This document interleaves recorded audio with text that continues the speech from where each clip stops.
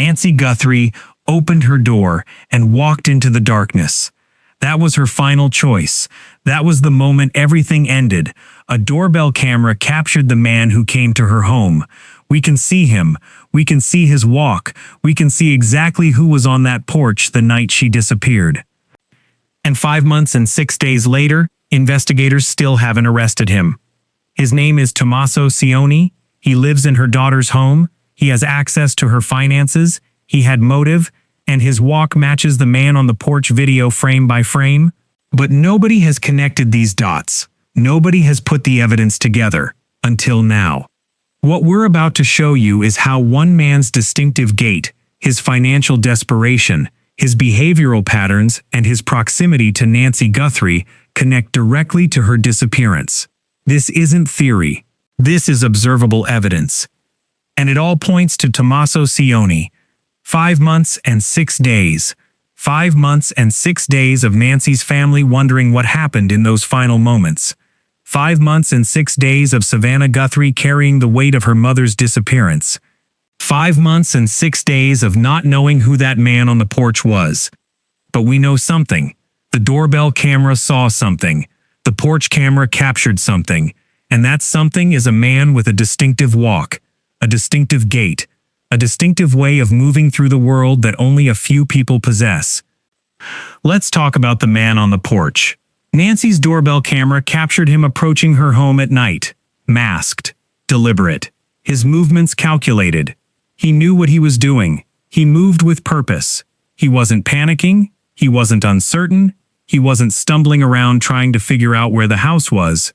He walked to that door like he had been there before, like he knew the layout, like he knew where the camera was positioned, like he knew the louse well enough that he could move through the darkness with confidence. Hit the subscribe button right now. Hit the notification button, because what you're about to hear will connect that man on the porch to someone you know, someone who should have been questioned more closely, someone who had access, someone who had motive, someone who fits every single detail we can see in that video.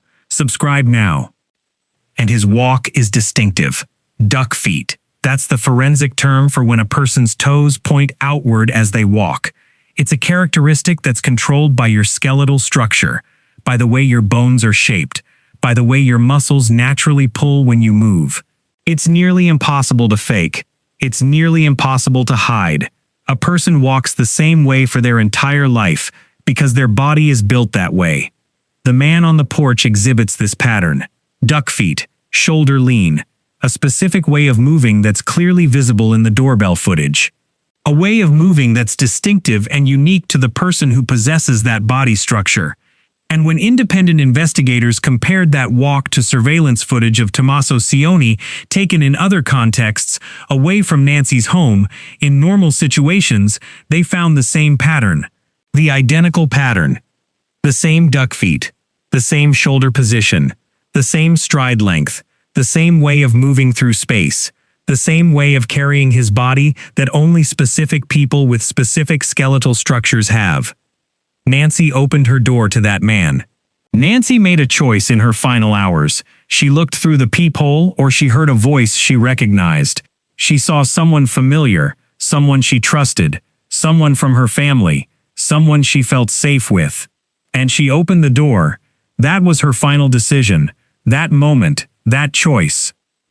And Tommaso Cioni has that same walk, that same distinctive gait, that same way of moving that only specific people have. Think about what that means. Think about Nancy making that choice in her final hours. She saw someone she recognized, someone familiar enough that she felt safe. Safe enough to open the door, safe enough to let them inside, safe enough to be alone with them in her home. Was it Tommaso? Was Nancy's last moments spent with someone she trusted, with someone from her family, with someone who had been invited into her home before, with someone who knew the house? Who knew her routines?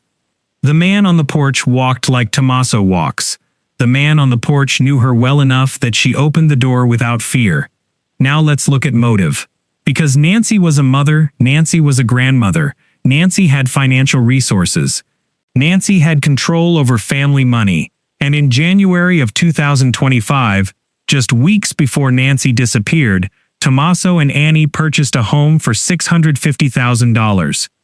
A mortgage payment of approximately $5,100 per month, on a salary of $75,000 per year, on a take-home income of approximately $4,500 per month. The math doesn't work. It cannot work.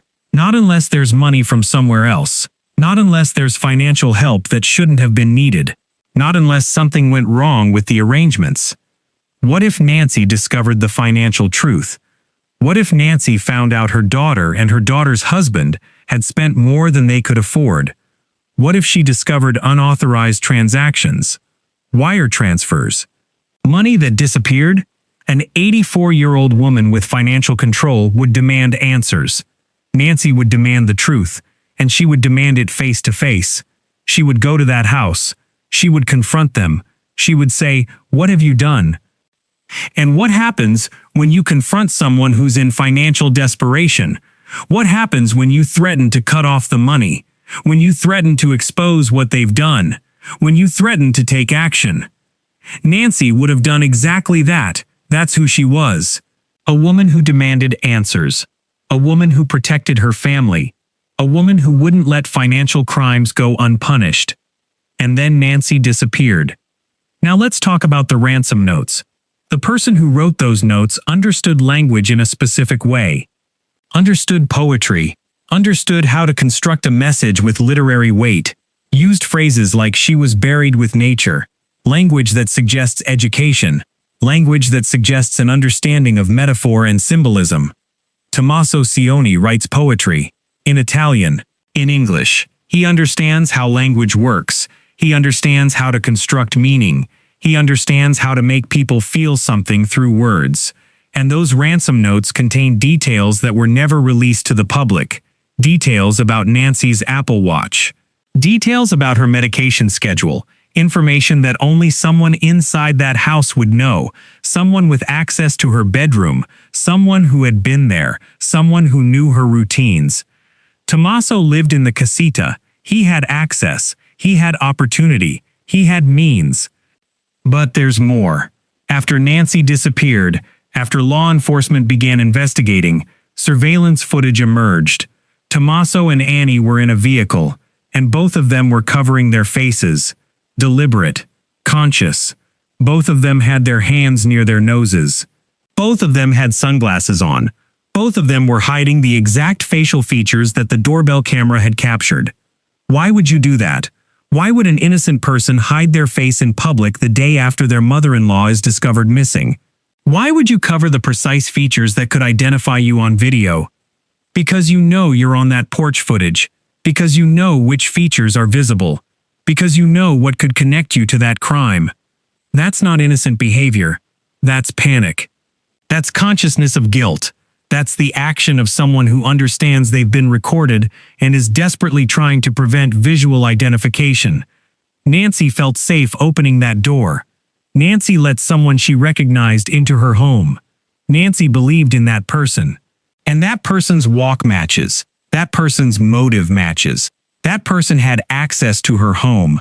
That person had financial desperation. That person is hiding. 5 months and 6 days and the investigation stalls.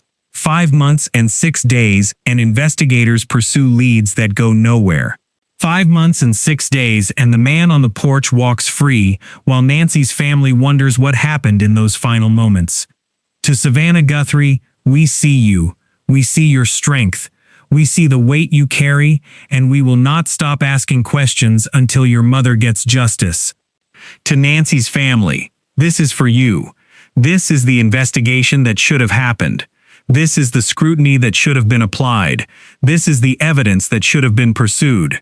To law enforcement, the porch cameraman, the walk, the motive, the financial desperation, the access, the poetry, the face covering, the Italy connections. It's all there.